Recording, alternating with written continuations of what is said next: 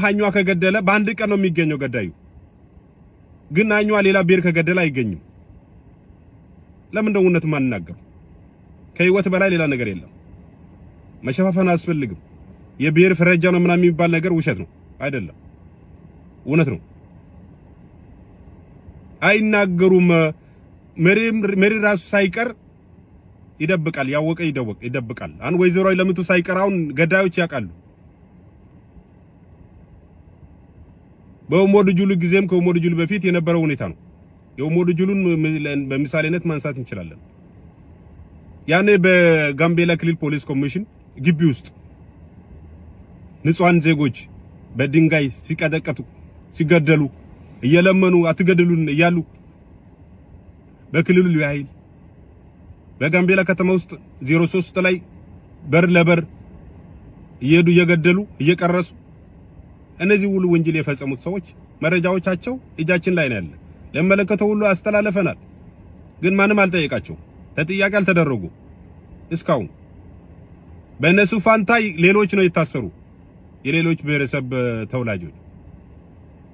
ምክንያቱም ባህሉ ስለሆነ ርዕሰ መስተዳድሩ አኝዋ ከሆነ ሌሎች አኝዋኮች ወንጀለኞች እንዳይታሰሩ ነው የሚያደርገው። የሱ ስራ እንደዛ ነው።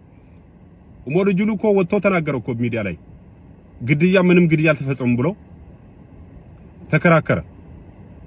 እና የኢትዮጵያ ሰብአዊ መብት ጣልቃ ባይገባ ኑሮ እና ሰዎች እኮ አይታሰሩም ነበር። ግን ትክክለኛ ወንጀል ፈጣሪዎች አልታሰሩ። ኦሞድ ስልጣን ተጠቅሞ መታሰር የሌለባቸው ሰዎች እንድታሰሩ ያደረገበት ሁኔታ አለ። በተለይ እውነቱ የተናገሩ ለምን አጋለጣችሁን ብሎ ተናዶ ያሰሩ በወንጀለኞች ፋንታ ያሰረበት ነው ያለው ሁኔታ ነው ያለው። ግን ኡሞራ እንደገና ሹመት ተሰጥቶ ፌደራል ላይ ያለምን ተጠያቂነት የተንቀሳቀሰ ነው ያለው። ስለዚህ ሌሎች በኦሞድ ቦታ ይመጣው ምንድነው የሚማረው? ምክንያቱም ከእሳቸው በፊት የነበረው ሰው አልታሰርም ማለት ተጠያቂ አልተደረገም። ተጠያቂነት ሲኖር ነው ከዛ በኋላ የሚመጡ አመራሮችን የሚማሩ። ኧረ እባክህ የሞተ ያለው ሰው እኮ ነው፣ እንስሳ አይደለም። እንስሳ ቢሆን እኮ በዚህ ዘመን እኮ መሞት የለበትም ዝም ብሎ ያለ ምንም ተጠያቂነት። የአቦን ጉዳይ እንዴት ነው የምናደርገው? የጋምቤላ ወረዳ ጉዳይ እንዴት ነው የምናደርገው? ተናገሩ። በቃ አሁን ጋምቤላ ክልል እኮ ወደ 8 የሚሆን ርዕሰ መስተዳድሮች ነበሯት። ከ8 ውስጥ እኮ 7ቱ ያኛዋኮች ናቸው።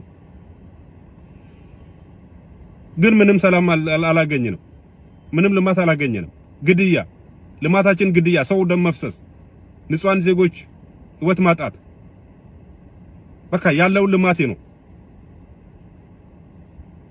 አንድ የኑዌር ፕሬዝዳንት ስልጣን ሲያገኝ የነበረውን ትላልቁን ፎቆች የሚታያቸው እኮ በሱ ጊዜ ነው የተሰሩ። በገሏቱት የሚባል ሰውየው ጊዜ ነው የተሰሩ። እሱ ከስልጣን ከተወረደ በኋላ ክልሉ ወደ ዜሮ የተመለሰበት ሁኔታ ነው። እባካችሁ ይሄን ቪዲዮ ስታገኙ ሼር አድርጉ፣ ለሚመለከተው ሚዲያ እንዲደርስ አድርጉልኝ። አኝዋ እኮ አናሳ ብሔር ነው፣ ትልቁ ብሔር ኑዌር ነው። ጋምቤላ ክልል ሊመራው የሚችለው እኮ ኑዌር ነው። አንድ ሌሎች አናሳ ብሔረሰቦችን ስልጣን ቢይዙ አንድ ወይ ከማጃን ወይ ከቆሙ ወይ ከኦፖ እንምረጥ ብንል ይገሉታል ወይ ያስፈራሩታል። ለምን ነው እኮ የሚደበቅ ነገር አይደለም፣ እውነት ነው፣ መሬት ላይ ያለው ነገር ነው። ህዝባችን እኮ አልቋል እኮ። አሁን የኛ ተወካዮች እኮ በድክመታችሁ ነው ስልጣን እንዲወጡ የሚያረጓቸው። ለይቶ የትኛው ነው ደካማ ከኑዌር በአስተሳሰቡና በአመለካከቱ የትኛው ነው ብሎ ነው ለይቶ እንትና ሹመት ላይ የሚያበቁ።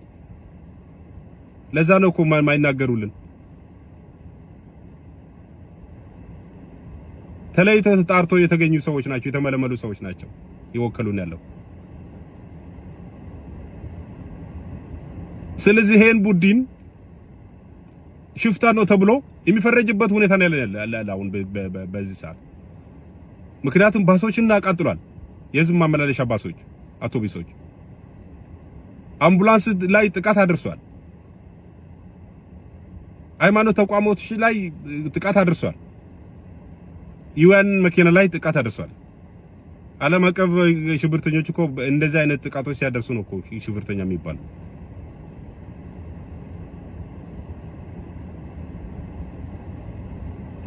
ስለዚህ ከዚህ በፊት በደቡብ ክልል የተፈጠረው ችግር እንዲፈጠር ነው የሚፈልገው አይደለ የፌደራል መንግስት።